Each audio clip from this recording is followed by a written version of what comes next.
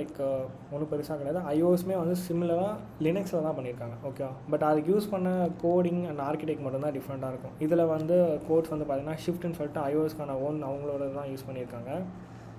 And Objective-C அப்புறம் C program இதெல்லாம் தான் வந்து ஸ்டார்டிங்கில் பண்ணியிருக்காங்க. இப்போ வந்து ஃபுல்லாகவே ஷிஃப்ட்டுக்கு வந்து மாறிட்டாங்க. ஓகே, அண்ட் அசம்பிளி லாங்குவேஜ் ஸ்டார்டிங்கில் பண்ணிட்டு இருந்தாங்க.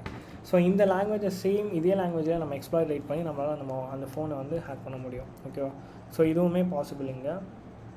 லைக் மோஸ்ட்டாக வந்து இன்றைக்கி யூஸ் பண்ணுற 100% ஒரு ஐஃபோன் யூஸ் பண்ணுறாங்கன்னா அதில் வந்து 30 to 40% வந்து இந்த ஃபோன் வந்து வல்னரபிளாக தான் இருக்கும் இந்த மாதிரி அட்டாக்ஸுக்கு. இதுக்கு வந்து நீங்கள் ஏதோ ஒரு பேலோட எதுவும் சென்ட் பண்ண தேவையில்ல. அதே மெட்டாஸ்ப்ளாய்ட் வச்சு நீங்கள் வந்து ஐஃபோனை ஹேக் பண்ண முடியும். பட் அது எல்லாமே வந்து கொஞ்சம் எல்லாமே நோன் டெக்னிக்ஸ். அது இல்லாமல் வெறும் ஐபி மட்டும் வச்சு பண்ணுறது. இப்போ நம்ம மொபைலுக்கு ADB எப்படி யூஸ் பண்ணணும், ஐஃபோனுக்குமே அந்த மாதிரி இருக்குது. ஓகேவா, ஸோ அதான் நம்ம இப்போ பார்க்க போகிறோம் என்னென்ன அட்டாக்ஸ் இருக்குன்ட்டு.